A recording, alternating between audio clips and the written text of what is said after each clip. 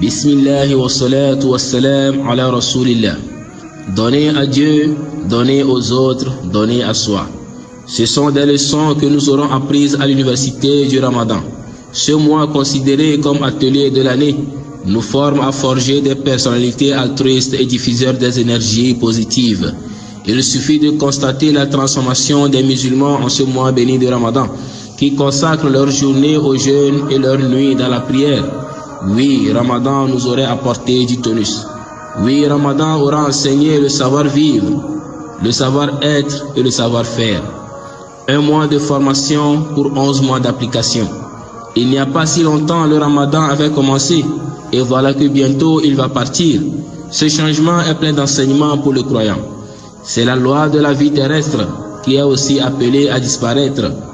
Que la nuit soit longue ou courte, l'aube apparaîtra sans doute.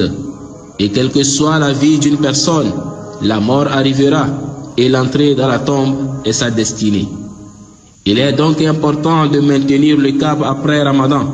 Celui qui était généreux durant le mois de Ramadan devrait continuer sa générosité en donnant l'aumône. Celui qui consacre ses nuits en prière doit aussi continuer dans ses veillées de prière. Qu'il demande satisfaction et l'aide de son Seigneur. Celui qui fait du mal, qui s'est trompé ou a commis un péché, qu'il demande pardon à Dieu le Très-Haut. La porte du pardon est en permanence ouverte. Dieu le Très-Haut dit: ô vous qui avez cru, demandez le pardon à Dieu dans un retour sincère. Peut-être que votre Seigneur vous absoudra de vos péchés et vous introduira dans des jardins sous lesquels coulent des rivières. Sourate 66, verset 8. Dieu dit aussi: ô mes serviteurs qui avez trop surchargé votre âme, ne désespérez pas en la clémence de Dieu. Dieu absout tous les péchés. C'est lui l'absoluteur et le clément. Sourate 39, verset 53. Et c'est connu qu'au mois de Ramadan, les musulmans sont plus vertueux. C'est la magie du Ramadan qui opère toujours des miracles. Mais à quoi serviraient des privations d'un mois entier du manger, du boire, des actes charnels, de l'aube au coucher du soleil, si au lendemain de Ramadan, on renoue le pacte avec les vieux démons? Alcool, dépravation, vol, tromperie, mensonge, faux témoignages, etc. La liste est longue. Le musulman ne doit pas détruire ce qu'il a bâti durant le mois de Ramadan. Malheureusement, c'est le cas de beaucoup de musulmans. Au lieu de demander pardon à Dieu pour avoir été moins assidus et lui demander d'accepter des bonnes œuvres qu'ils ont accomplies durant ce mois et continuer dans sa quête de spiritualité dans les autres mois de l'année, il retourne à la désobéissance et au péché.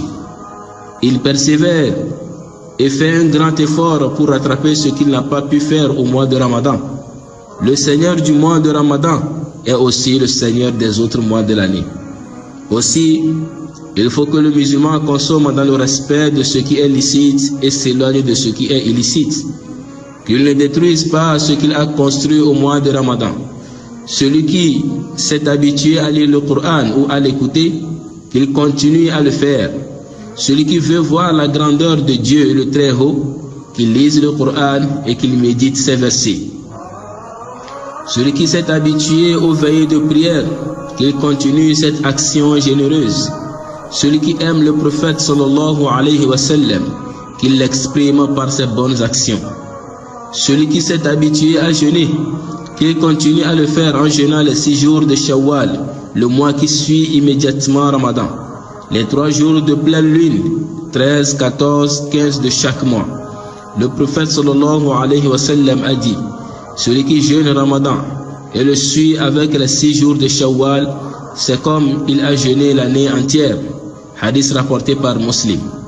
Le calcul est simple. Si on se base sur le principe que celui qui fait une bonne action, Dieu la lui multiplie par 10. Celui qui jeûne le mois de Ramadan, il a jeûné 30 jours. 30 jours fois 10 égale à 300 jours. Mais s'il jeûne les 6 jours de Shawwal, il a 6 jours fois 10 égale à 60 jours. À la fin, il a 300 plus 60 qui font 360 jours. c'est le nombre de jours d'une année lunaire. Ai-je menti? Alors, chers frères et sœurs en islam, renouons avec la foi, renouons avec Allah subhanahu wa ta'ala. Et sur ce, je demande à Allah subhanahu wa ta'ala qu'il accepte nos adorations de ce mois, exauce nos invocations et agrée nos œuvres pieuses. Amin.